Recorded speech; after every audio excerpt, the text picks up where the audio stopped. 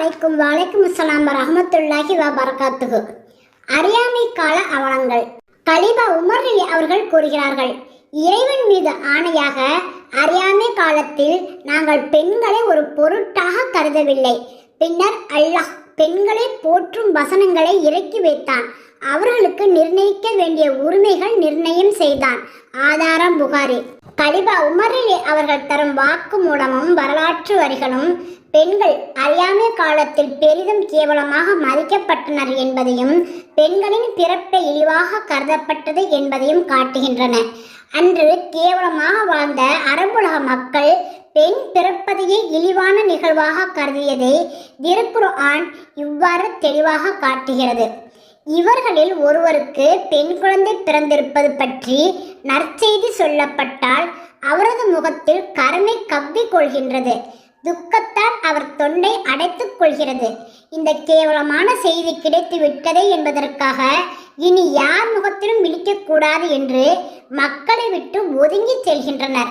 அவமானப்பட்டு கொண்டு அப்பெண் குழந்தையை வைத்திருப்பதா அல்லது அதை மண்ணில் புதைத்து விடுவதா என்று சிந்திக்கின்றனர். பாருங்கள், இறைவனை பற்றி இவர்கள் எடுத்த முடிவு எத்தனை கெட்டது. திருக்குர்ஆன் 16:58-59. அன்றைய அரபுலக மக்கள் பெண் குழந்தைகளை உயிரோடு புதைக்கும் அளவுக்கு கல் நெஞ்சம் படைத்தவர்களாக வாழ்ந்தனர்.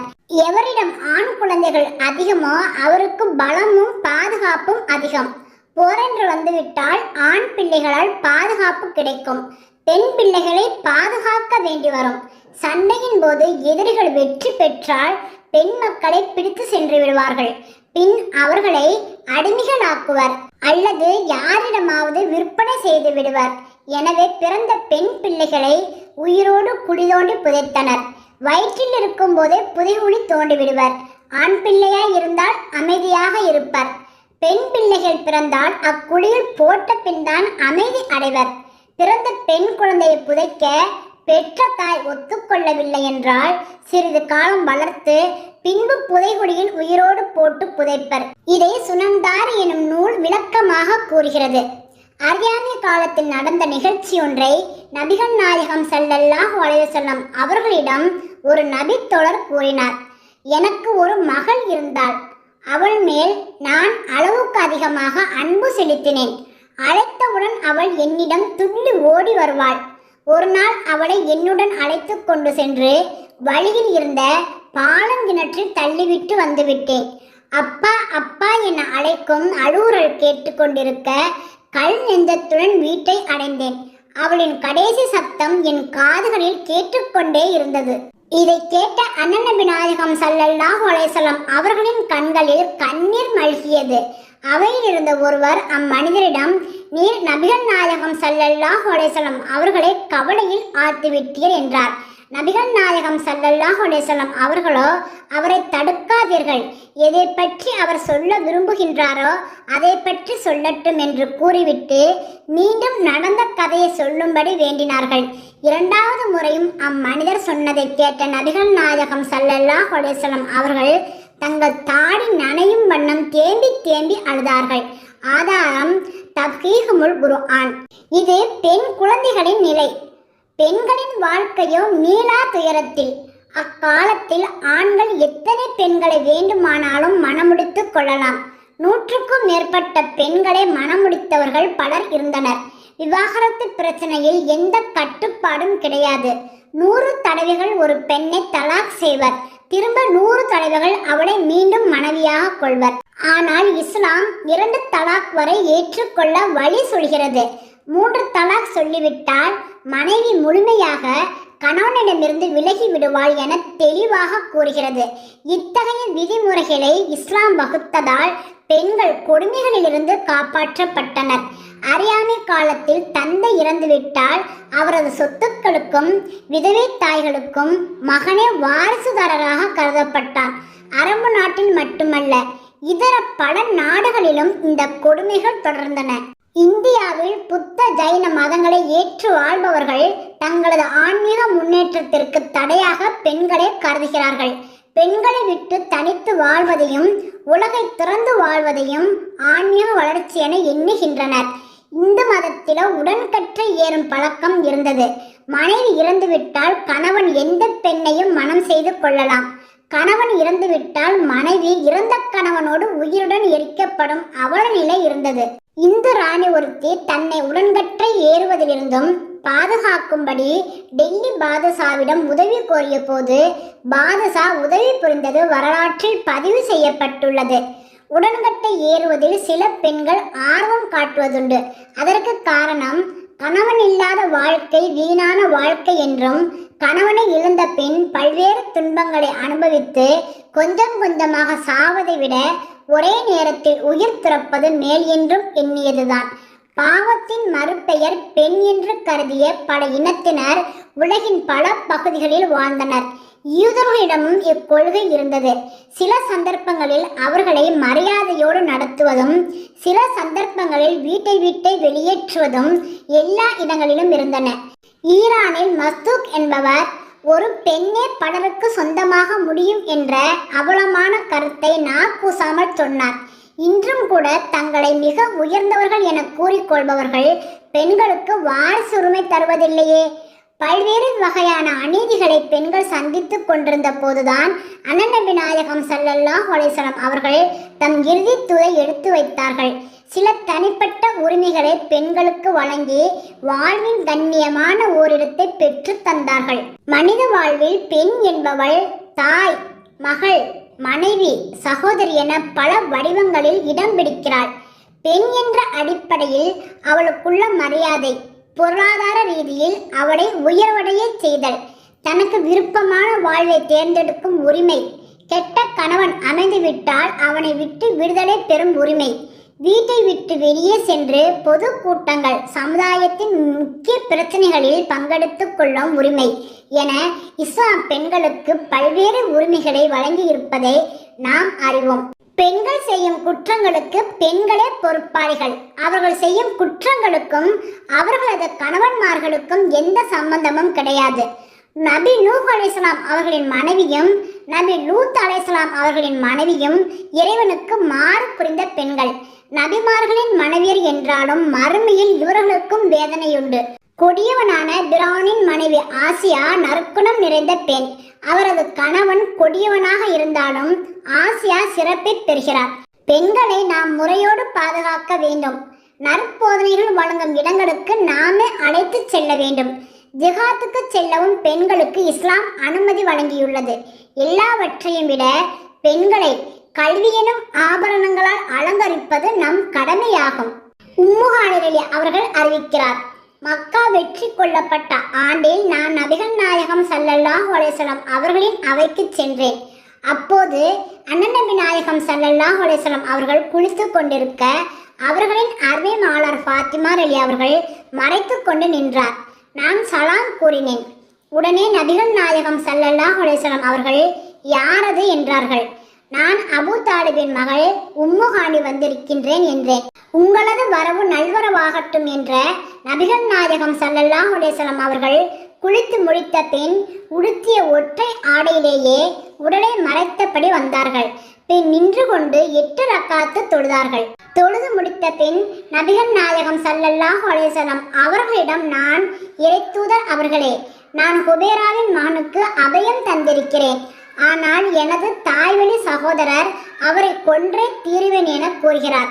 என்ன செய்வது என கேட்டேன். உடனே நபிகள் நாயகம் ஸல்லல்லாஹு அலைஹி வஸல்லம் அவர்கள், உம்முஹானி, நீ யாருக்கு அபயம் அளித்தாயோ அவருக்கு நானும் அபயம் அளித்து விட்டேன் என்றார்கள். ஆதாரம் புகாரி. அன்னை ஆயிஷா ரலி அவர்கள் அறிவிக்கிறார்கள், உம்முல் மூமினின் சௌதா பின்த் ஜம்ஆ ரலி ஒரு வேலை நிமித்தமாக இரவில் வெளியே சென்ற போது அவரை கண்ட உமர் ரலி அவர்கள் அவர் யாரென அறிந்து கொண்டார். அல்லாஹ்வின் மீது ஆணையாக சௌதா மறைவாக இருக்கக்கூடாதா என்று உமர் ரலி அவர்கள் கூறினார். சௌதா ரலி அவர்கள் இந்நிகழ்வை நபிகள் நாயகம் ஸல்லல்லாஹு அலைஹி வஸல்லம் அவர்களிடம் உரைத்தார். அப்போது நபிகள் நாயகம் ஸல்லல்லாஹு அலைஹி வஸல்லம் அவர்கள் மாலை நேர உணவை என் அறையில் அமர்ந்தபடி உண்டு கொண்டிருந்தார்கள். இந்நிலையில் நபிகள் நாயகம் ஸல்லல்லாஹு அலைஹி வஸல்லம் அவர்களுக்கு வஹி இறை செய்தி இறங்கியது.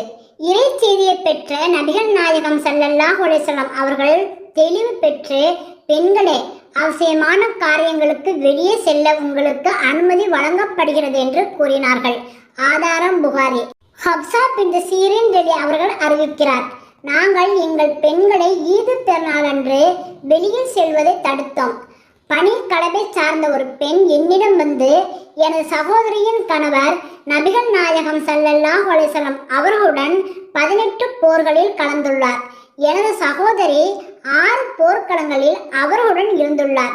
அவர் என்னிடம், போரில் நாங்கள் நோயாளிகளை கண்காணித்துக் கொள்வோம், காயமுற்றவர்களுக்கு சிகிச்சை அளிப்போம் என்று கூறியவர் மேலும் உரைத்தார், நான் ஒரு நாள் நபிகள் நாயகம் ஸல்லல்லாஹு அலைஹி வஸல்லம் அவர்களிடம், இறைத்தூதர் அவர்களே, எங்களுக்குள் யாரேனும் போர்த்து கொள்ள பரதா இல்லாமல் இருந்து அதனால் ஈதுக்காவிற்கு வராமல் இருந்தால் குற்றம் இல்லையா என கேட்டேன். அதற்கு நபிகள் நாயகம் ஸல்லல்லாஹு அலைஹி வஸல்லம் அவர்கள், தோழிகள் யாராவது அவர்களது பரதாவில் இடம் தரட்டும், பெண்கள் நற்காரியங்களில் கலந்து கொள்வதும் இறை நம்பிக்கையாளர்களின் பிரார்த்தனைகளில் கலந்து கொள்வதும் அவசியம் என்றார்கள். ஆதாரம் புகாரி. உம்மு அதிய்யா ரலி அவர்கள் குறிப்பிடுகிறார், ஈது பெருநாளன்று வெளியே செல்வதற்கு ஈது தொழுகையில் கலந்து கூட்டாக பிரார்த்தனை செய்ய கட்டளையிடப்பட்டுள்ளது. ஆதாரம் புகாரி. சமுதாய தொண்டுகளில் மிக உயர்ந்தது இறைவழியில் போர் புரிவதும் இஸ்லாமிய ஆட்சியை பாதுகாப்பதுமாகும். இங்கே நபி தோழர்களின் நிலை என்னவெனில், அவர்களும் ஆண்களோடு சேர்ந்து ஜிஹாத்துக்கு செல்வார்கள் என்பதே. இதற்கான சான்றுகள் நபி மொழிகளில் பதிவு செய்யப்பட்டுள்ளன. அன்னை ஆயிஷா ரலி அவர்கள் அறிவிக்கிறார்கள், நபிகள் நாயகம் ஸல்லல்லாஹு அலைஹி வஸல்லம் அவர்கள் பயணம் மேற்கொள்ளும் போது உடன் அழைத்து செல்ல தம் மனைவியருள் ஒருவரை குலுக்கல் முறையில் தேர்ந்தெடுப்பார்கள். ஒரு முறை சீட்டுக்குலுக்கி போடப்பட்ட போது என் பெயர் வந்தது. அப்போது நான் நபிகள் நாயகம் ஸல்லல்லாஹு அலைஹி வஸல்லம் அவர்களுடன் சென்றேன். அனஸ் ரலி அவர்கள் அறிவிக்கிறார்கள், உஹது போர்க்களத்தில் அன்னை ஆயிஷா ரலி அவர்களையும் உம்மு சுலைம் ரலி அவர்களையும் பார்த்தேன். அவர்கள் இருவரும் ஆடையை இடுப்பில் சொருகிக் கொண்டு தங்கள் முதுகுகளில் தண்ணீர் நிரம்பிய துருத்திகளை சுமந்து வந்தனர். தாகத்தால் தவித்த மக்களுக்கு தண்ணீர் வழங்கிய அவர்கள் மீண்டும் மீண்டும் தண்ணீர் எடுத்து வந்து தாகம் தீர்த்தனர்.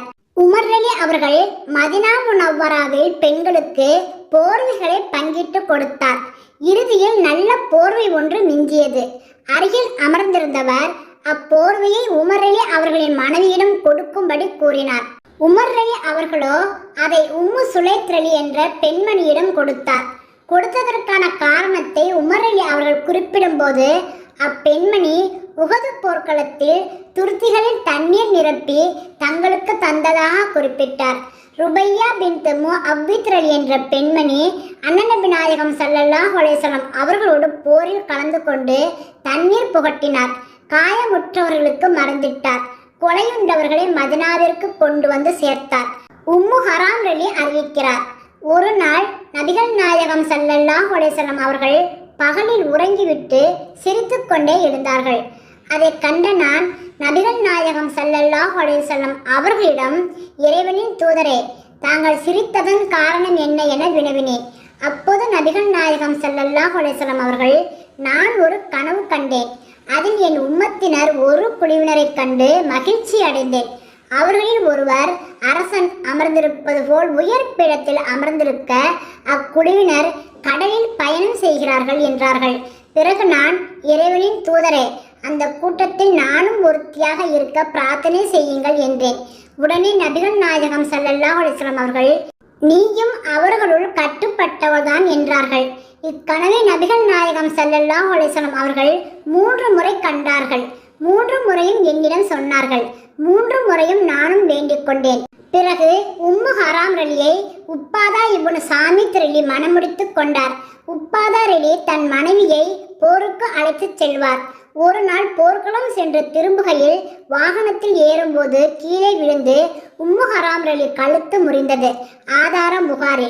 அபு சயீத் ரலி அறிவிக்கிறார், ஒரு பெண்மணி அன்னநபி நாயகம் ஸல்லல்லாஹு அலைஹி வஸல்லம் அவர்களிடம் முறையிட்டார், இறைவனின் தூதரே, தங்களின் அறிவுரைகளை ஆண்கள் தான் அதிகம் கேட்கின்றனர்.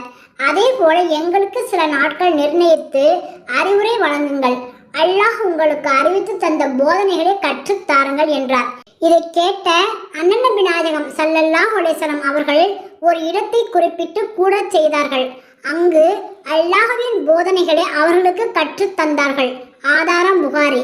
ஜாபிர் அலி அவர்கள் அறிவிக்கிறார்கள், ஒரு சமயம் நபிகள் நாயகம் ஸல்லல்லாஹு அலைஹி வஸல்லம் அவர்கள் நின்று கொண்டு தொழுதார்கள். தொழுத பின் தம் தோழர்களுக்கு அறிவுரை செய்தார்கள். பின்பு பெண்கள் கூட்டத்திற்கு வந்தும் அறிவுரை பகன்றார்கள். அச்சமயம் பிலால் அலி அவர்கள் கையில் துணியை ஏந்தியவராக கூட்டத்துள் சென்றார். பெண்கள் தங்களின் சதக்காக்களை அதில் போட்டார்கள். நான் அதாஹர் அலி அவர்களிடம், என்ன, தொழுகை முடிந்ததும் இமாம் பெண்களிடம் சென்று அறிவுரை பகர்வது கடமையா என கேட்டேன்.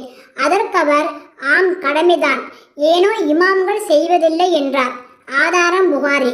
உம்மு சல்மான் அலி அவர்கள் அறிவிக்கிறார்கள், ஓர் இரவு நபிகள் நாயகம் ஸல்லல்லாஹு அலைஹி வஸல்லம் அவர்கள் தூக்கத்திலிருந்து திடுக்கிட்டு எழுந்து, சுப்ஹான் அல்லாஹ், அல்லாஹ் எத்தகைய பொக்கிஷங்களை இறக்கி வைக்கின்றான், அதே சமயம் எத்தகைய பித்னாக்களையும் இறக்கி வைக்கின்றான்.